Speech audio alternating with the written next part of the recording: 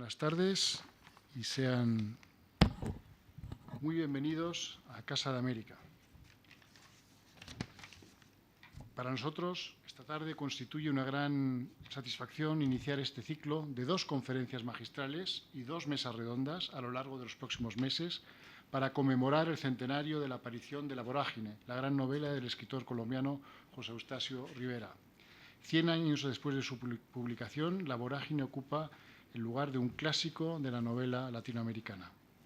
Con la colaboración del Ministerio de las Culturas, las Artes y los Saberes de Colombia y la Embajada de Colombia en España, muchas gracias, querido embajador, queremos destacar el valor intrínseco de una obra que hizo historia en la narrativa hispanoamericana contemporánea, así como de su enorme influencia en la novelística de buena parte del siglo XX a ambos lados del Atlántico. Para abrir nuestro ciclo, contamos hoy con el distinguido escritor colombiano Juan Gabriel Vázquez, uno de los creadores más respetados y leídos en nuestra lengua, quien disertará sobre los orígenes de La Vorágine como la gran novela de la selva sudamericana y nos ofrecerá su lectura personal de este libro extraordinario que está hoy más vivo que nunca. La poeta colombiana María Gómez Lara coordinará la sesión. Espero que la disfruten, no se olviden que hay una segunda sesión en fechas próximas y muchas gracias por asistir.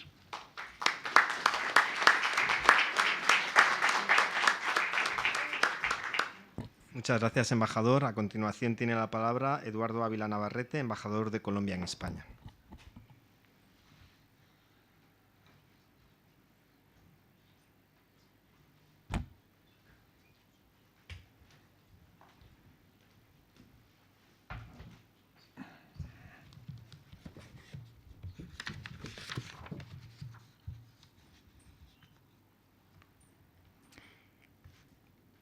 Queridas amigas y amigos madrileños, es un honor para mí, como embajador de Colombia en España, invitarlos a sumergirse en la profundidad de la literatura colombiana y de manera conjunta a reflexionar sobre el futuro del planeta.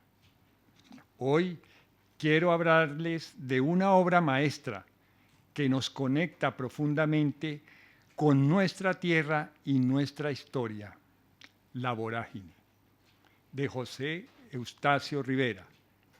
Esta novela, publicada hace un siglo, nos transporta a la selva colombiana, un escenario aparentemente hostil, salvaje para lo occidental, que nos habla de la belleza y la fragilidad de la naturaleza.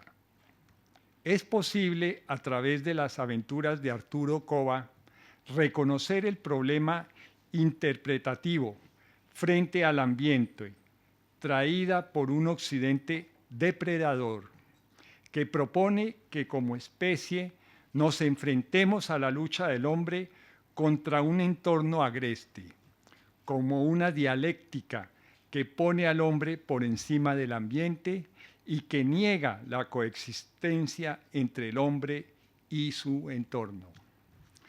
Allí el valor que tiene leer hoy La Vorágine. En esta obra, la selva se convierte en un personaje más, en un ente vivo que condiciona el destino de sus habitantes. Esa vitalidad no es contradictoria con la especie humana. Por el contrario, es una invitación a reconocer la urgencia de comprender las codependencias entre los hábitats y los ecosistemas como una garantía para la preservación de la especie humana. Ese recordatorio es lo que hace universal a la obra de Rivera y nos trae hoy a conectarla en clave de coyuntura con la próxima cumbre de biodiversidad COP16, que se celebrará en Cali, Colombia, en este octubre. Esta cumbre representa una oportunidad única para unir esfuerzos a nivel mundial y buscar soluciones para la conservación de nuestros ecosistemas. Al igual que Arturo Cova se enfrentó a la vorágine de la selva, nosotros nos enfrentamos a la vorágine de la crisis climática y a la pérdida de biodiversidad. Pero al igual que la selva puede ofrecernos vida y sustento, también podemos encontrar soluciones innovadoras y colaborativas para preservar el planeta. Los invito a todos a leer La Vorágine y a participar en los debates en torno a la COP16. Juntos podemos construir un futuro sostenible y en armonía con la naturaleza. Como decía Rivera, la tierra es nuestra madre y debemos respetarla. Muchas gracias.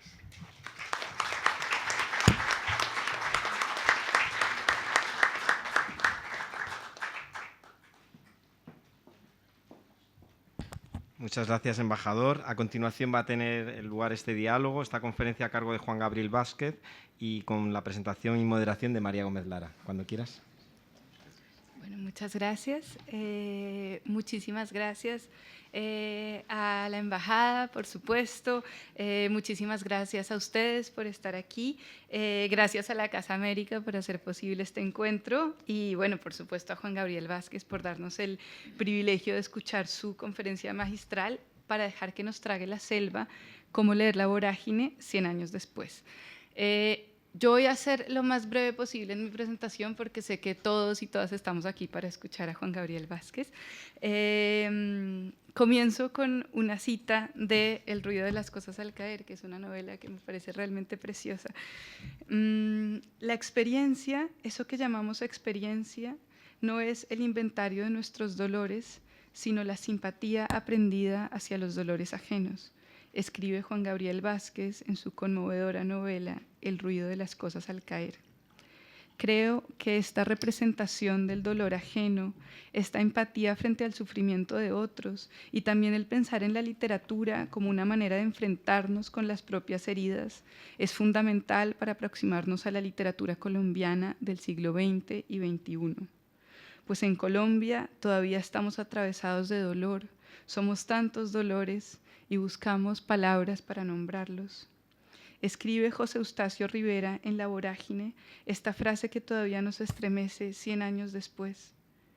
De todo nuestro pretérito solo queda perdurable la huella de los pesares, porque el alma es como el tronco del árbol, que no guarda memoria de las floraciones pasadas, sino de las heridas que le abrieron la corteza. De estas heridas que abrieron la corteza se trata La Vorágine, de su memoria, de no olvidarlas. En 2024 estamos celebrando el centenario de la publicación de la primera edición de La Vorágine, una novela que ya es un clásico de la literatura colombiana y latinoamericana y que todavía nos sigue sacudiendo por su potencia literaria, su fuerza poética, por su trabajo con el lenguaje y también por su poder de denuncia, por ponernos cara a cara frente a la violencia, el racismo, la desigualdad, la injusticia y la misoginia que desafortunadamente todavía existen en Colombia, aunque con manifestaciones diferentes. Justamente por eso creo que Juan Gabriel Vázquez, una de las voces más importantes de la literatura colombiana y latinoamericana contemporánea, es el escritor idóneo para darnos una charla sobre La Vorágine. Desde orillas muy distintas de la historia, desde siglos distintos, nos encontramos con narradores que se enfrentan y no se enfrentan a la violencia de Colombia a través de sus personajes literarios, desde la fuerza poética de su prosa. La violencia del narcotráfico y la de las caucheras son dos caras distintas de esas heridas que nos abrieron la corteza como sociedad. Juan Gabriel Vázquez nació en Bogotá en 1973. Es autor de las colecciones de relatos Los amantes de todos los santos y Canciones para el incendio, Premio Biblioteca de Narrativa Colombiana, y de las novelas Los informantes, Historia secreta de Costaguana, El ruido de las cosas al caer, que fue Premio Alfaguara, Premio Gregor von Resori, International Impact Dublin Literary Award, Las reputaciones, Premio Real Academia Española, Premio Literario Arzobispo Arzobispo Juan de San Clemente, Premio Casa de América Latina de Lisboa. La forma de las ruinas, Premio Literario Casino da Pávoa, y Volver la vista atrás, Premio Bienal de Novela Mario Vargas Llosa, Prix du meilleur livre étranger, Premio de Novela Europea Casino de Santiago. Ha publicado también 3 libros de ensayo: El arte de la distorsión, Viajes con un mapa en blanco y La traducción del mundo. Una recopilación de sus textos periodísticos sobre política colombiana, Los desacuerdos de paz, y un libro de poemas, Cuaderno de septiembre. Ha traducido obras de Joseph Conrad y Víctor Hugo, entre otros. Por el conjunto de su obra ha ganado el Prix Roger Caillois en Francia y el Premio Metrópolis Azul en Canadá. En 2016 fue nombrado Caballero de la Orden de las Artes y las Letras de la República Francesa y en 2018 recibió la Orden de Isabel la Católica. Es columnista del periódico El País. Leí toda la nota biográfica para que vean el privilegio que es que tengamos a Juan Gabriel Vázquez aquí con nosotros. Y bueno, a propósito de su trabajo como cronista, les cuento que en la crónica Papel bajo la lluvia, un texto que nos da un abrebocas de la fascinación de Vázquez por la figura de Rivera y que relata las indagaciones que hace él sobre el origen del francés, un personaje de La Vorágine, escribe este maravilloso escritor bogotano las siguientes palabras: y a veces pienso que el papel clavado en el árbol y el libro publicado no son distintos en el fondo, nos engañan o nos mienten como miente a veces la historia escrita, callando la verdad o trastocándola. Son papeles lavados, tinta borrada por el agua de la lluvia que todo se lleva, que se lleva también el llanto, o que lava el llanto de otros para que nosotros no tengamos que llorarlo. Hoy, que celebramos el centenario de La Vorágine, que ha llovido tanto llanto y tanto olvido en Colombia, me gusta recordar ese papel fundamental que ha tenido la literatura colombiana para ayudarnos a llorar el llanto de otros, trastocado, como escribe Vázquez, tal vez transformado a través del lenguaje, tal vez lavado por la imaginación literaria, tal vez en eco con nuestro propio llanto. Pero ahora, 100 años después, Colombia sigue siendo un país que necesita la literatura por muchas razones. Necesitamos tanto estas mentiras verdaderas de la escritura, y no solo para ser testimonio o denuncia de la violencia a la que tristemente nos hemos acostumbrado, sino para trascenderla, para empezar a imaginar escenarios posibles y mejores, para empezar a dibujar con palabras una selva que sí queramos que nos devore, un país que sea capaz de mirar a la cara el llanto de los demás, de llorarlo, de leerlo, de hacerlo elocuente. Y también desde la poesía, a través de la memoria y a fuerza del lenguaje, empezar a cerrarnos la corteza aún abierta por las heridas. Bienvenido, Juan Gabriel, y muchas gracias por tus palabras.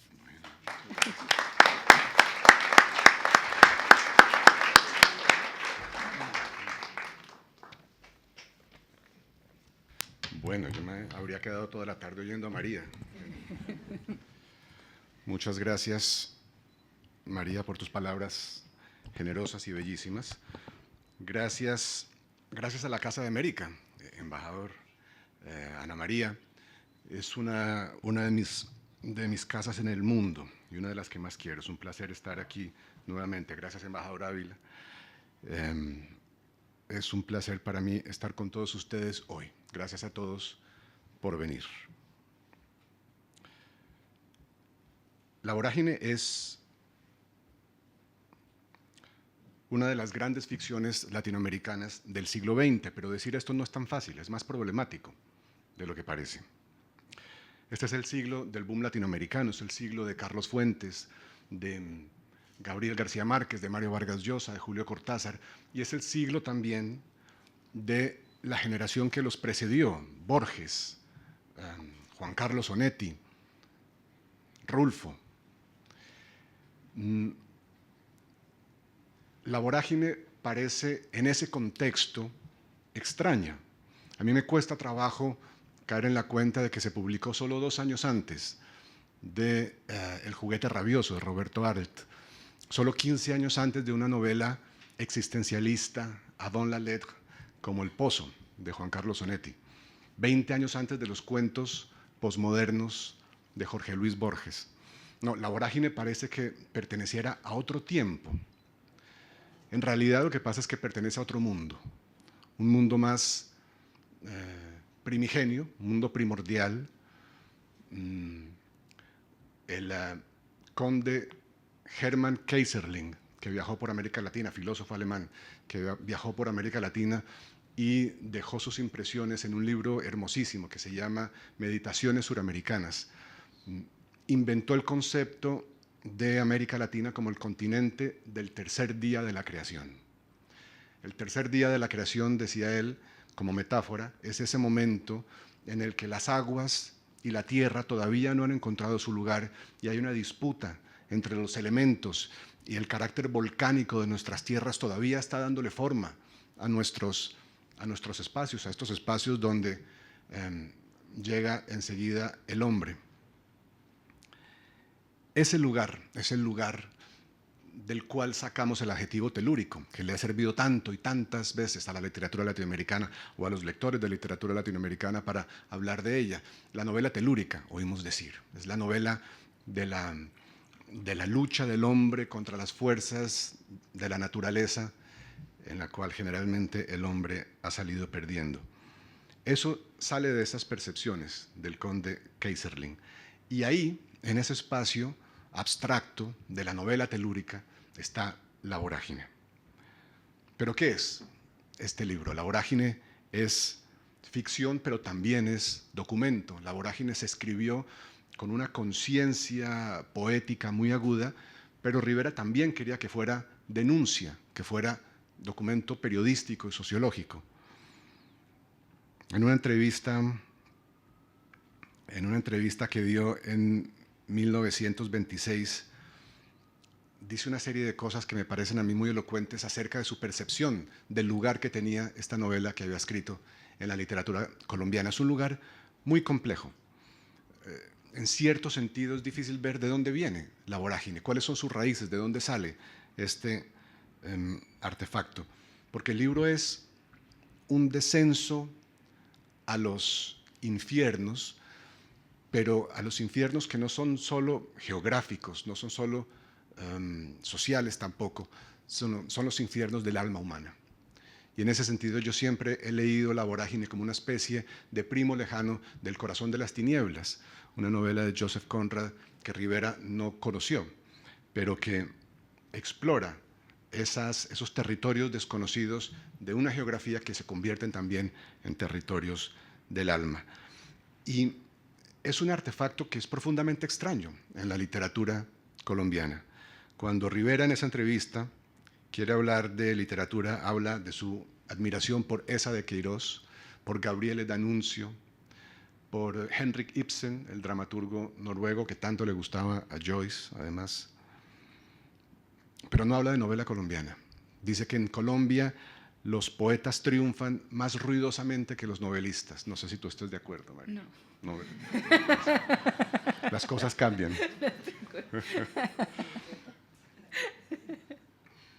Pero dice Rivera que entre nuestros novelistas el problema es que no hay casi nunca el don creador. Él siempre haciendo amigos por todas partes. Que no hay don creador en los novelistas colombianos, que no hay la capacidad, decía, de construir un personaje que se mantenga vivo más allá de la página 10. No viene de la novela colombiana esta novela. Pero entonces, ¿de dónde viene? ¿Cuáles son? ¿Qué la hizo posible? Eso para mí sigue siendo un misterio, pero tengo algunos atisbos de respuestas. En todo caso, es un artefacto raro. Nada en la vorágine nos permite una anticipación de lo que este libro iba a hacer. Nada podía, en la biografía de Rivera, nada podía prometer o augurar la publicación de un libro como este, una gran epopeya de los llanos orientales de Colombia y de la selva colombiana, escrita por un hombre que había nacido en Neiva, en la cordillera, que había estudiado Derecho en Bogotá, en la ciudad tan alejada de la selva y de los llanos que se llamaba a sí misma la Atenas sudamericana.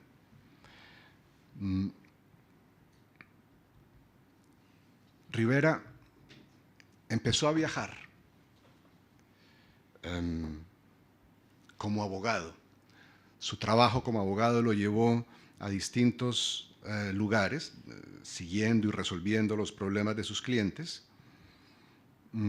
Y al mismo tiempo fue, como estudiante, y luego en sus primeros años como profesional, escribiendo un libro de poemas, Tierra de Promisión, un libro de sonetos que les cantaban con nostalgia a los paisajes de su juventud. Tierra de Promisión es un libro que bebe de cierto romanticismo, es un libro que recibe a Leopardi, que recibe a Lord Byron, pero todo eso para cantarle a la tierra de Rivera. Pero fue un libro que tomó mucho tiempo escribir, y para cuando lo publicó, en el año 21, ya los azares de su profesión de abogado lo habían llevado a viajar por los llanos orientales, la inmensa planicie que comienza a los pies de los Andes y se extiende hasta el Orinoco, en la frontera con Venezuela. Y en esos viajes, Rivera descubrió este mundo absolutamente novedoso para él, un mundo atávico y violento y pesadillesco. Y en medio de ese descubrimiento, una pareja, Alicia Hernández y Luis Franco Zapata. Rivera los conoció a finales de la década del 10, y para ese momento estos amantes eran unos amantes contrariados, como los que le gustaban a García Márquez, que han sido perseguidos, habían huido de Bogotá porque la familia de ella quería casarla a la fuerza con un terrateniente rico y amenazaba con meterlo a él, al enamorado, a Luis Franco Zapata, en la cárcel. Huyeron y vivieron recorriendo los llanos durante varios años. Franco hablaba también de la selva, hablaba de la selva como si fuera una criatura dotada de voluntad y no siempre buena, y contaba historias de gente que enloquecía en la selva, contaba historias de las plantaciones de caucho, las atrocidades cometidas por los caucheros contra los indígenas que explotaban en condiciones de esclavismo esas plantaciones. Fueron ellos, esta pareja, quienes le hablaron a José Eustacio Rivera de Julio Barrera, que en la novela se convierte en Narciso, que era un enganchador, los responsables de robar seres humanos para llevarlos a trabajar en las caucherías del Bichada, y que en la novela sufre una muerte horrible que nadie que la haya leído la olvida nunca.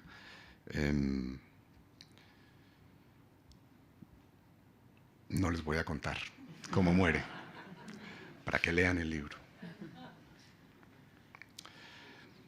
Fueron ellos también los que le hablaron a Rivera de la Madonna Zoraida Airán, una mujer a la que conocían como la Turca, una triste comerciante que viaja por los ríos de la selva colombiana cambiando baratijas por caucho, y que en la novela se enamora del narrador de una manera patética y conmovedora. Rivera recogió todos estos relatos, esta información que le dieron estos dos personajes, Luis y Alicia, y con ella empezó a escribir la novela. Una historia, La Vorágine, con cierto romanticismo también, cierta visión byroniana del mundo, y estaba en medio de la escritura. Había terminado lo que hoy constituye la primera parte de La Vorágine, cuando recibió una propuesta que le cambió la vida, o que le cambió el libro, lo cual en su caso es lo mismo. Se trató de un nombramiento político. El Ministerio de Relaciones Exteriores de Colombia, cuyo encargo era constituir una comisión que fijara las fronteras entre Colombia y Venezuela, lo mandó como parte de esta comisión. Y durante meses, Rivera viajó por lugares inhóspitos, sin el auxilio de su gobierno, ausente o incompetente, moviéndose de caserío en caserío por terrenos desconocidos y agresivos, por ríos de rápidos asesinos, sin provisiones suficientes, armado solo con un revólver durante todo el trayecto. Durante unas unos días de convalecencia por haber contraído la malaria, Rivera aprovecha para informarse acerca de las atrocidades que oye, de las atrocidades cometidas por la notoria Casa Arana del Perú, la principal, la mayor empresa de explotación del caucho, que había puesto en marcha un verdadero infierno de violencia en la selva, en las selvas peruanas, colombianas y brasileñas, y en dos lugares en particular de esas selvas, La Chorrera y El Encanto. Los mismos hechos habían sido explorados y denunciados por Roger Casement, un irlandés que estuvo en esos lugares unos años antes, que ya había estado en el Congo belga, con lo cual el vínculo con El corazón de las tinieblas, la gran novela de Conrad, para nosotros los lectores es todavía más claro. En el Caquetá, Rivera conoce entonces este mundo infernal, estas atrocidades cometidas sistemáticamente contra los trabajadores, los indígenas trabajadores del caucho. Violaciones, mutilaciones, esclavitud, el horror de esos espacios no tiene límites, no tuvo límites. Pero la memoria de las autoridades era corta, las denuncias ya se habían hecho y siempre se volvían a olvidar. Y Rivera iba y venía trayendo nuevos documentos, nuevas pruebas de lo que estaba sucediendo allí. Se dedicó durante meses a recabar información sobre esos asuntos que nadie parecía conocer en Bogotá, a pesar de que sí los conocían y los habían olvidado. Y volvía a la capital cargado de pruebas y las volvía a presentar ante el Congreso, y el Congreso las volvía a menospreciar. Y la frustración de Rivera era enorme. Y mientras tanto iba escribiendo. En ratos robados. Escribía a la luz de velas malas. Escribía espantando a manotazos los insectos que se acercaban. Escribía a veces aquejado por la fiebre. Escribía a veces en condiciones muy malas, usando pequeños trozos de papel que iba guardando en su maleta de viaje. Y dice el poeta Miguel Rash Isla que le tenía tanto pánico a perder esa maleta que llegó a aprenderse su novela de memoria, palabra por palabra, en el temor de perderla. Regresó a Neiva, la ciudad de su nacimiento, y allí terminó la novela finalmente, sin que se le perdiera la maleta. La vorágine apareció en una editorial de Bogotá en noviembre de 1924. La publicidad que la anunció en los periódicos, que fue redactado por lo menos, aprobada por Rivera, era deliberadamente engañosa. Decía, la novela trata de la vida de Casanare, de las actividades peruanas en La Chorrera y en El Encanto, y de la esclavitud cauchera en las selvas de Colombia, Venezuela y Brasil. Digo que esta presentación, esta publicidad que se hace de la novela es engañosa, pero es elocuente, porque Rivera había escrito la novela con precisión de poeta, pero también quería que fuera un documento de denuncia. También quería que fuera una indignación en prosa. Y esta ambigüedad consciente provocó malentendidos importantes y no pocas críticas. La primera de las críticas que se le hicieron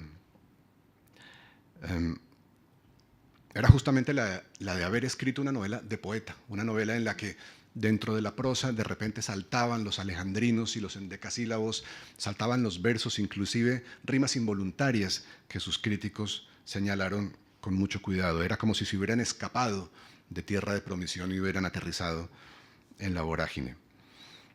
Para la segunda edición del libro, entonces, Rivera se dedicó a desbrozar su prosa, a quitar esos excesos poéticos, y lo hizo, y esto no me resisto nunca a decirlo, lo hizo con ayuda de Rafael Maya, un gran poeta colombiano, cuyo nieto anda por aquí entre nosotros, en Madrid, publicando libros extraordinarios como Delirio Americano.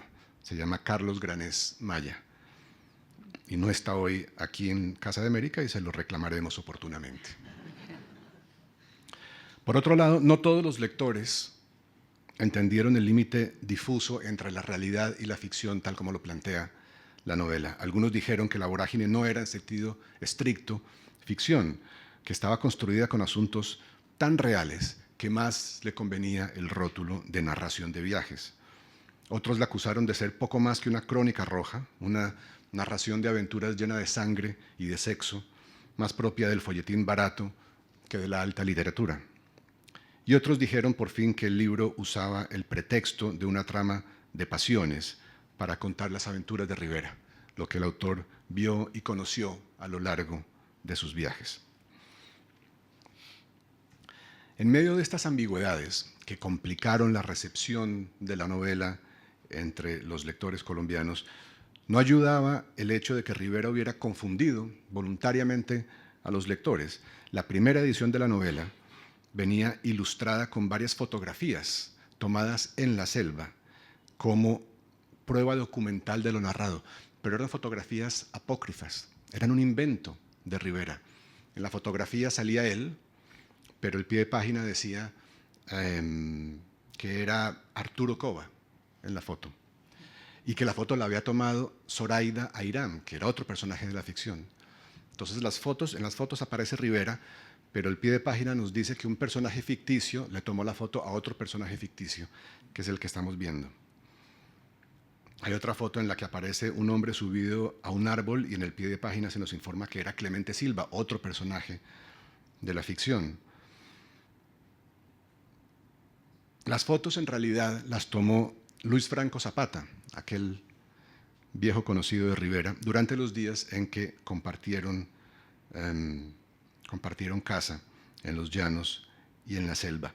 Pero lo que hace Rivera aquí es de una modernidad insolente, presentarnos fotografías como falsa prueba de lo narrado, borrar meticulosamente las fronteras entre el documento y la ficción, utilizar una imagen apócrifa que cambia de manera dramática nuestra relación de lectores con lo que leemos.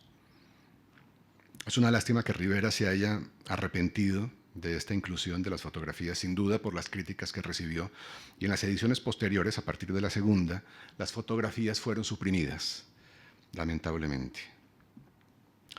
Pero en cualquier caso, con fotos o sin ellas, queda esa naturaleza ambigua de la novela que se mueve en un terreno gris, una frontera fluida entre la realidad y la ficción.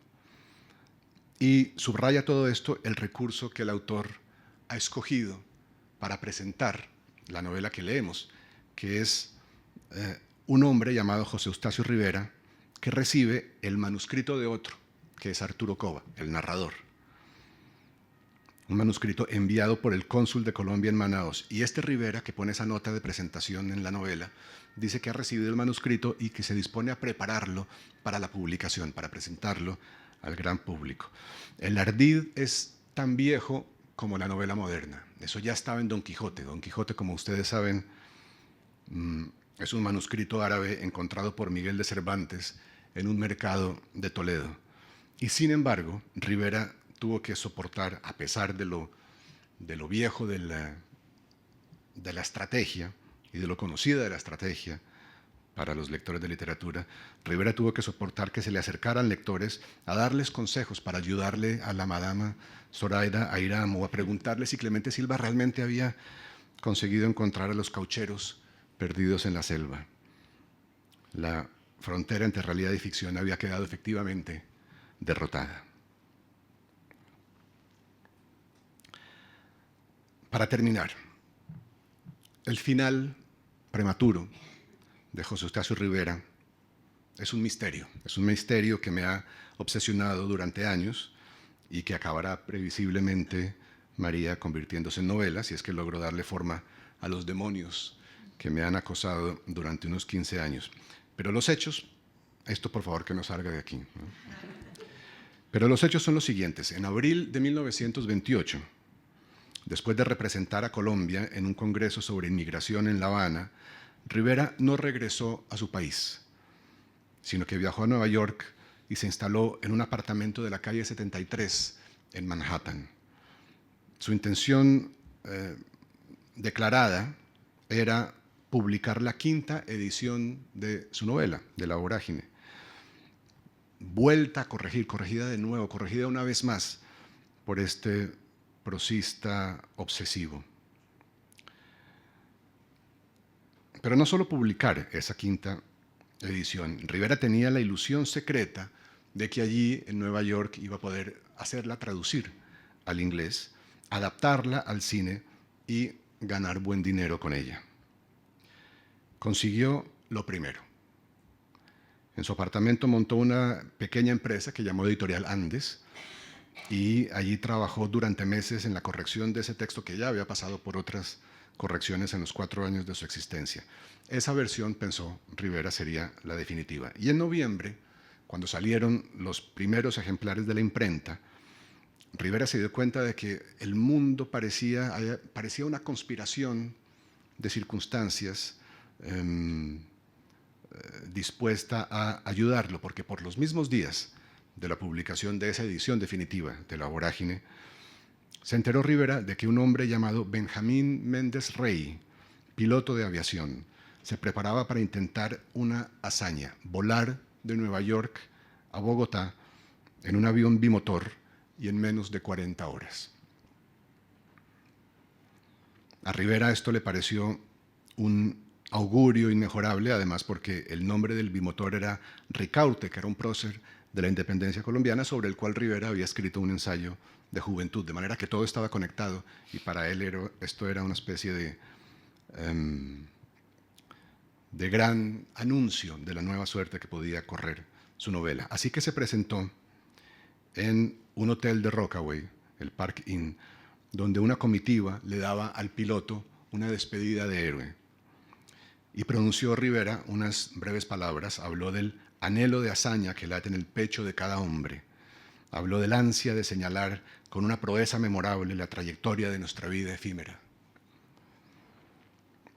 Y luego le entregó al piloto 2 ejemplares de la edición definitiva de La Vorágine, uno para la Biblioteca Nacional de Colombia y otro debidamente dedicado para el presidente de la República. Era el 23 de noviembre. Tras despegar, el piloto Méndez Rey hizo escalas en Jacksonville, La Habana, Guatemala y Nicaragua y acuatizó en Colón, el puerto panameño, con tan mala suerte que la fuerza de las olas le rompió un ala y lo obligó a detener el viaje mientras le llegaban los repuestos.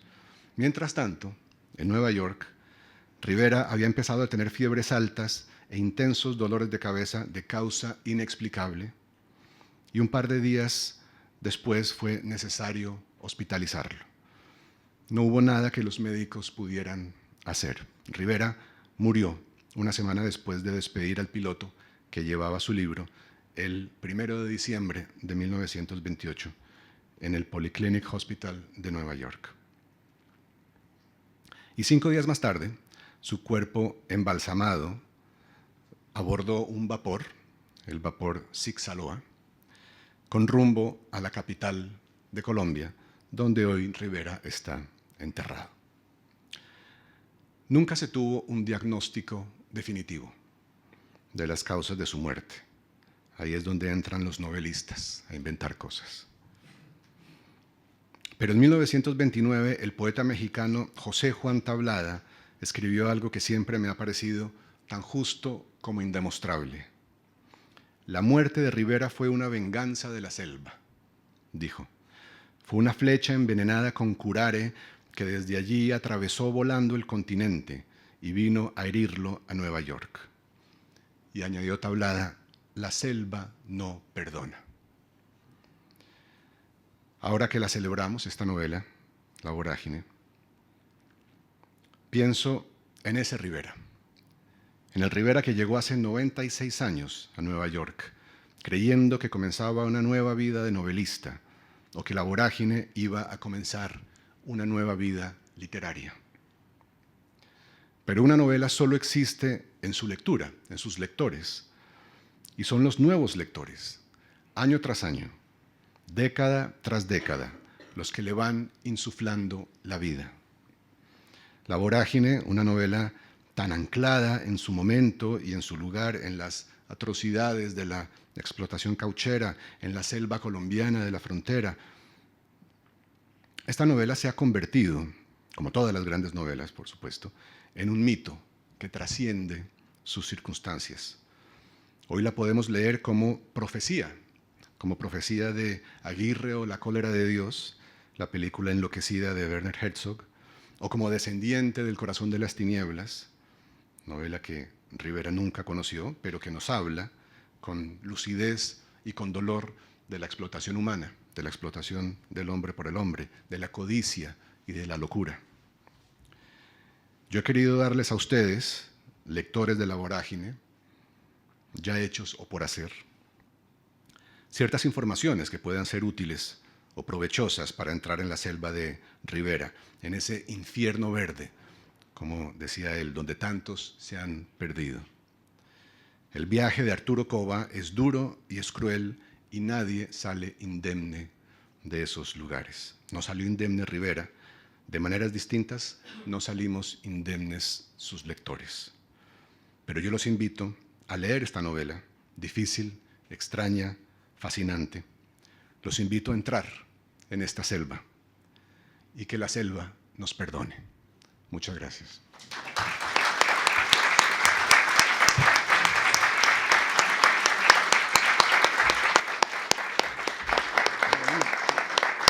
Muchas gracias.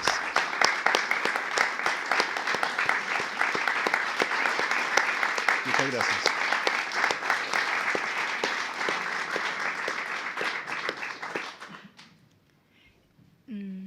Ana Muchas María, gracias. ¿tenemos tiempo para preguntas o no? ¿Cómo está la situación? ¿Sí? Entonces, la idea sería abrir un poco a preguntas del público. Yo tengo una cantidad de preguntas para Juan Gabriel, pero quiero primero darles la oportunidad a ustedes de preguntarle sobre esta conferencia maravillosa que nos acaba de dar. Entonces, ¿alguien tiene alguna pregunta? Por allá.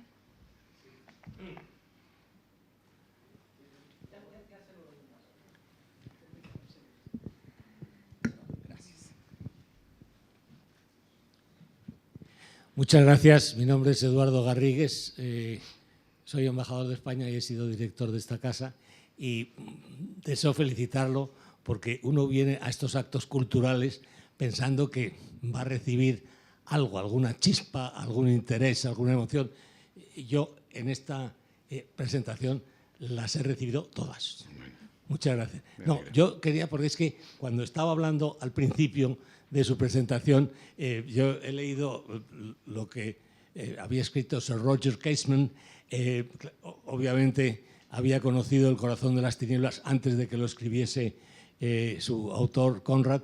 Y a mí me gustaría saber si de alguna forma hay una relación, aunque seguramente jamás se conocieron ni conocieron lo que había hecho Sir Roger Casement, que visitó esa misma zona, y la novela de La Vorágine, que me apasiona y que tengo, pero que no he leído. La voy a leer ahora.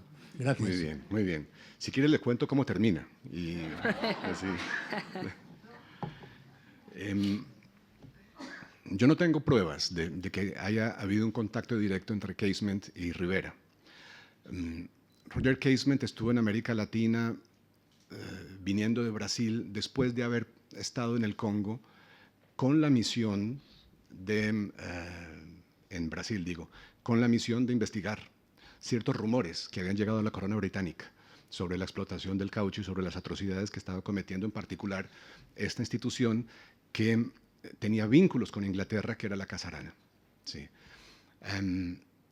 Entonces, en esos años viajó Casement al Putumayo y de ahí sale un documento absolutamente aterrador y muy valiente que publicó sobre las atrocidades que vio en el Putumayo.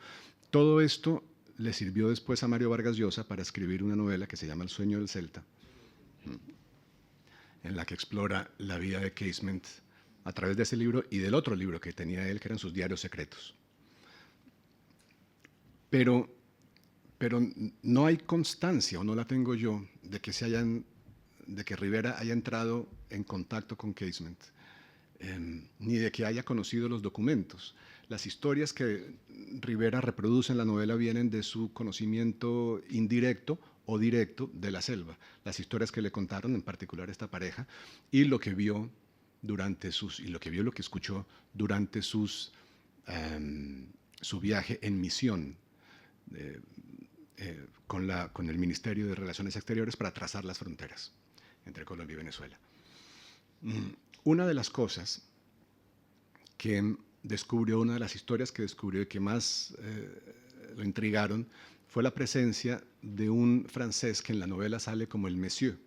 En la novela, en La Vorágine, sale el Monsieur, que es un francés fotógrafo que a partir de cierto momento, encontrándose allí por casualidad, digamos por razones privadas, como naturalista, que va tomando fotos de la fauna y la flora del lugar, se encuentra con el mundo infernal de las caucherías y empieza a documentarlo en sus fotos. Y a partir de cierto momento en la novela desaparece, nadie vuelve a saber de él, y en la novela están de acuerdo los personajes en que su demasiada curiosidad lo convirtió en personaje incómodo para los caucheros y lo desaparecieron. Ese personaje se basa en un fotógrafo francés, Eugène Robuchon, que había hecho viajes por América Latina desde Montevideo, había llegado a Montevideo por razones personales y hecho viajes por todo el continente hasta que conoció en la selva del Putumayo a Julio César Arana, el gran jefe de la Casa Arana, y recibió el encargo de hacer un informe sobre lo que veía, como prueba que iba a ser utilizado por la Casa Arana, como prueba de que en realidad la Casa Arana era una misión civilizadora que había transformado a unas tribus indígenas salvajes y asesinas y caníbales en personas útiles para la sociedad contemporánea. La misión de ese documento era esa, defender el papel de la Casa Arana como entidad civilizadora. Lo que vio Robuchon fue muy distinto y lo sugirió, y además empezó a tomar fotos. Y entonces lo que siguió es todavía muy misterioso, pero estamos de acuerdo en que la Casa Arana muy probablemente lo mandó a asesinar. Hay testimonios de cómo ocurrió más o menos eso, pero luego utilizaron su documento, el documento que él había preparado, expurgado, editado, censurado, como material de propaganda. Entonces, para mí estas instancias en las cuales podemos conversar nuevamente sobre la gran pregunta que nos hacemos, que es ¿quién cuenta la historia?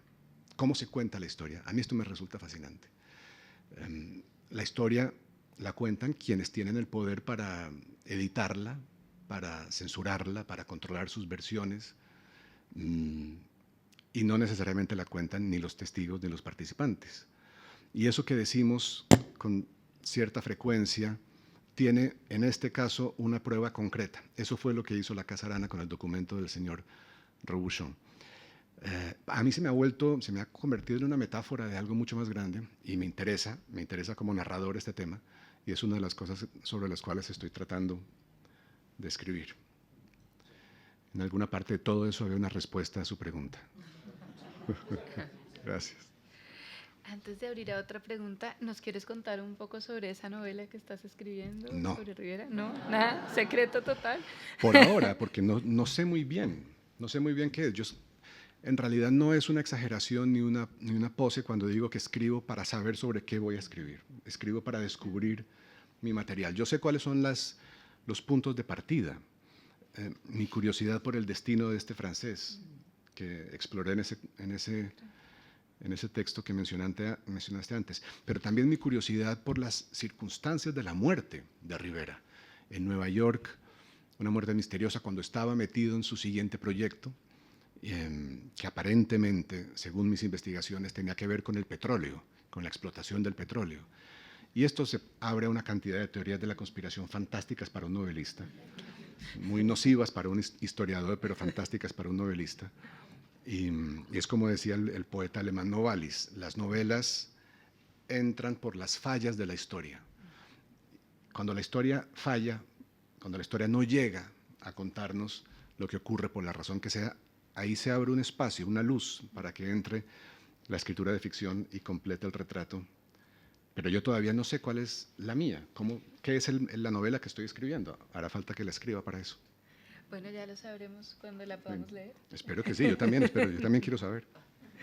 Y afortunadamente existen las novelas para taparle los huecos a la historia, ¿no? Sí. ¿Alguna otra pregunta para Juan Gabriel? ¿Sí? Un micrófono por aquí, hay una persona. Sí. Juan Gabriel, muchas gracias. La verdad es que es un gusto escucharte.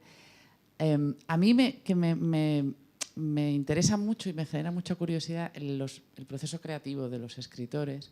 Me ha llamado mucho la atención lo que has contado de los trocitos de papel que iba guardando en la maleta, Rivera, e incluso que memorizara la novela, una novela entera. Sí. Y me ha recordado a San Juan de la Cruz, que cuando lo metieron en la cárcel, él empezó a escribir el Cántico Espiritual en la cárcel y como no tenía ni lápiz, ni papel, ni nada, lo empezó a escribir de memoria. Entonces, automáticamente, cuando lo has contado, me he acordado y estaba pensando si a lo mejor ese exceso de poesía que dices que había en la primera edición estaba relacionado, porque claro, la métrica es más fácil de recordar, ¿no? Con el ritmo y la música de la poesía. A lo mejor también había relación con el querer memorizarla, ¿no? Yo estoy seguro, creo que has dado en el clavo. Claro, hay un vínculo entre las dos cosas. Cuando tienes que memorizar largas páginas de prosa, es mucho más fácil cuando esa prosa tiene una cadencia poética interna, porque memorizar poesía es más fácil que memorizar prosa, por supuesto. Cuando yo leí por primera vez esta anécdota, la de Rafael Maya, que tuvo que corregir la primera edición de la novela para sacarle toda la poesía involuntaria, pensé, esto es exactamente lo que debió de pasar. Temiendo la desaparición del trabajo, Rivera iba memorizando y en el acto de memorizar se iban construyendo en decasílabos alejandrinos, porque son los versos que un poeta oye con mucha naturalidad. Un poeta detecta en la conversación de otra persona un alejandrino, ahí hay un endecasílabo, y no lo dice por no quedar mal en la comida y no ser pesado, pero los oye, los detecta, ¿no es verdad? Bueno. Y yo estoy seguro de que eso fue lo que le pasó a Rivera. Eso para mí fue un gran descubrimiento cuando lo hice. Me alegra mucho que lo hayas hecho tú también. Sí. Ana María, ¿tenemos tiempo para otra pregunta o ya? ¿Quieres tú formularla para cerrar? O si hay alguien más, les doy la oportunidad. Si hay una persona por allá atrás. Allá.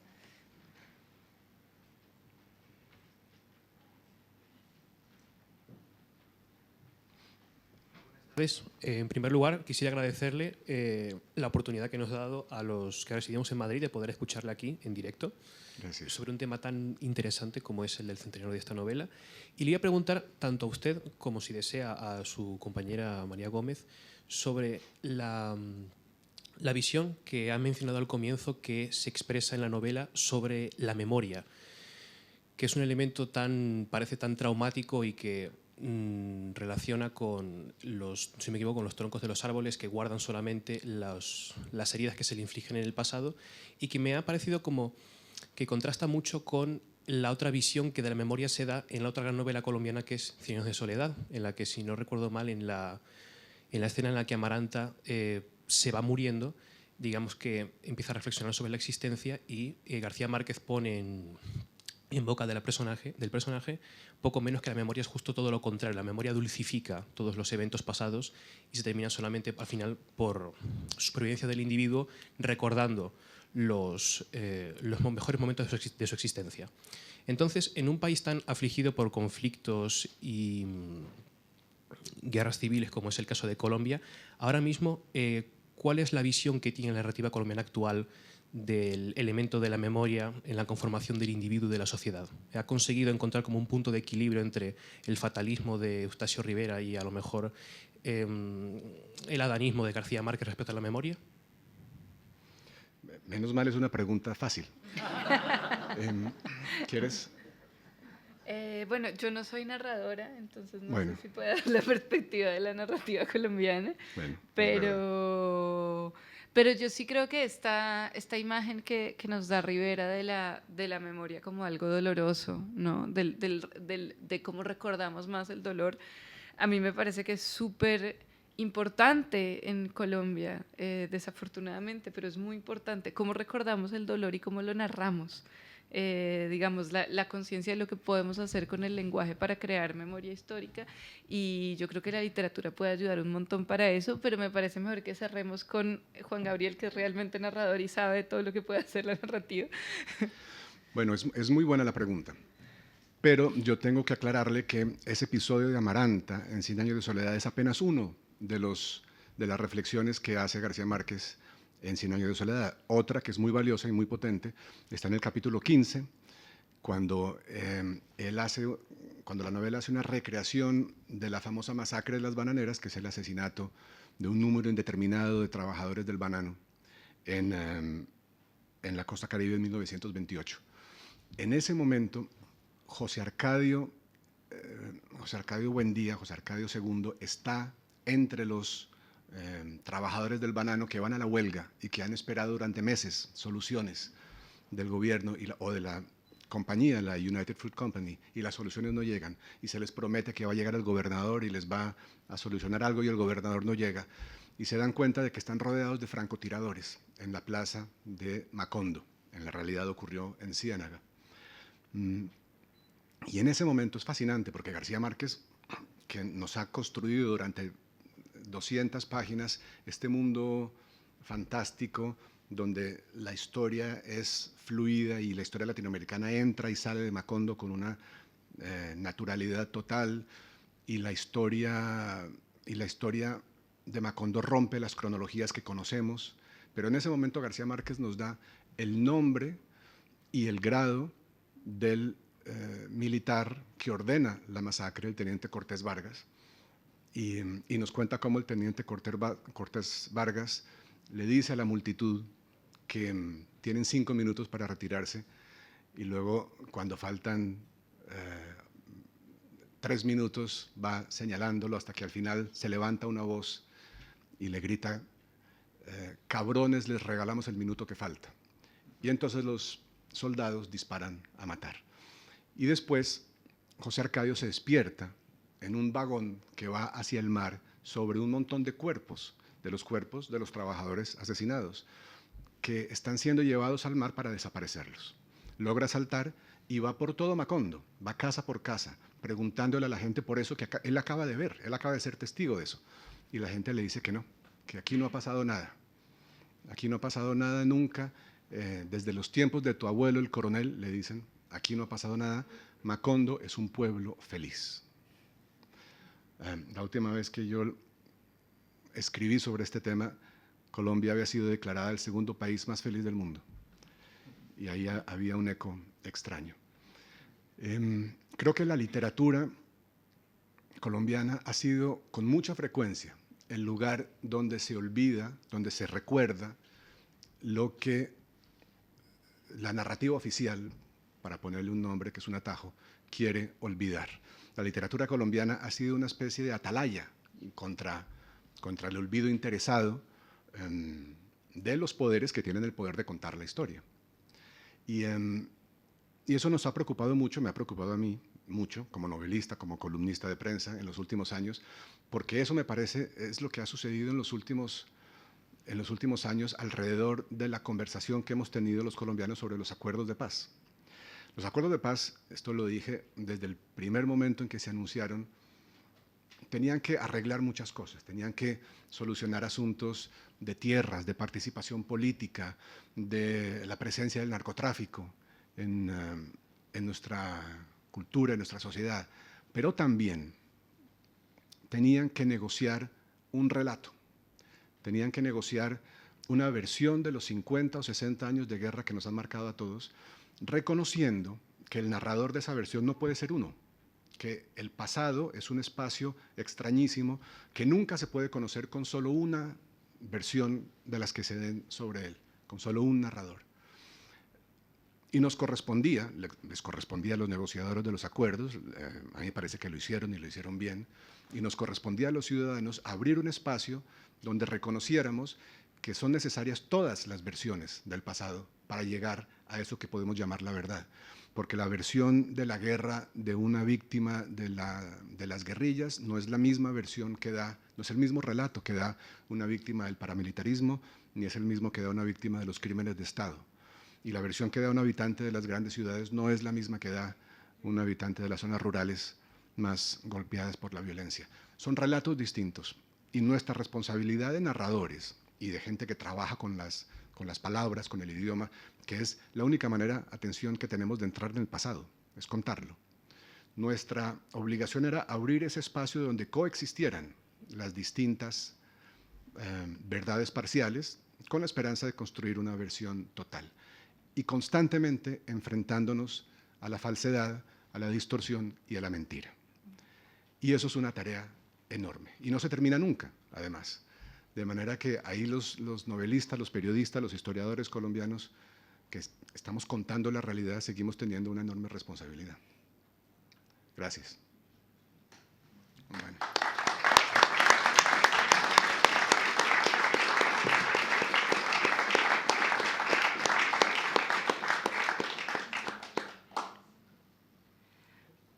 Bueno, con eso cerramos. No se me ocurre una mejor manera de cerrar esta charla. El embajador... Yo quiero preguntarte, Juan Gabriel, conocedor de alguna de tu obra, esto que estamos hablando sobre la memoria, el escritor, tú como narrador, ¿cómo crees, cuál es la fuente para acercarte a la historia y dar ese testimonio, por ejemplo, en el libro tuyo del 9 de abril, que ahora se me va el título? La forma de las ruinas. La forma de las ruinas. ¿Cómo, a través de qué has acercado la historia? ¿Más de la narrativa o de la trama? Está muy bien. Bueno, a ver, yo he entendido, embajador, con el tiempo, que mi trabajo de novelista sigue una serie de etapas, no son conscientes, pero se reproducen con todos los libros. Mis libros hablan casi siempre del pasado colombiano. Toda mi literatura, yo creo que en cierto sentido trata de contar ese espacio en que las fuerzas de la historia, las fuerzas de lo social, invaden las vidas privadas de la gente y las transforman. Entonces mis novelas con frecuencia parten de una de esas vidas, de un encuentro real. Yo conozco a alguien que tiene una historia interesante, que tiene una anécdota de vida que a mí me parece elocuente. Puede ser un director de cine como Sergio Cabrera o una persona que conozco y que me cuenta algo pequeñito, íntimo, de algún momento de su pasado. Ese encuentro real es, salvo en un libro, siempre la chispa que comienza mis novelas. Después de eso, como lo que me interesa tiene que ver generalmente con el pasado de mi país y la historia pública de mi país, entonces ese primer encuentro, que es el de un periodista, yo he hecho una entrevista a esta persona que me interesa, hago una investigación sobre esta persona que me interesa. Después me vuelvo historiador, y el historiador tiene que meterse en archivos, reconstruir todo ese momento histórico, todo ese episodio, del cual esta persona que he conocido es apenas una pequeña luz. Y el trabajo del historiador es un trabajo de documentalista y de archivista. Y cuando está hecho todo eso, entra el novelista. Y la única tarea del novelista es decir algo que no esté en la historia ni en el periodismo. Es decir, algo que no esté disponible. Uno escribe novelas no para reproducir lo que ya cuenta la historia, que lo cuenta muy bien, y hay grandes historiadores en Colombia, sino para contar lo que la historia no cuenta. Lo que la historia ha callado porque no tiene las pruebas, o ha callado la historia oficial porque es interesada, tiene una versión interesada del pasado. George Orwell en 1984 decía, quien controla el pasado controla el futuro, quien controla el presente controla el pasado. Es decir, que quien tiene el poder político en un momento puede cambiar lo que la sociedad cuenta sobre su propio pasado Y si tiene ese poder, puede llevar a la sociedad a donde quiera. Es un poder escandaloso. Y los narradores estamos constantemente levantando la mano para decirle a eso que llamamos el poder político que las cosas no ocurrieron así, o que ocurrieron otras y las están silenciando, o que está mintiendo, que está distorsionando. Y esa novela sobre el 9 de abril es todo un intento por contar sobre esa fecha cosas que la historia colombiana no cuenta. No sé si lo he logrado, pero ese fue el intento. Bueno, muchas gracias a todos. Gracias, María.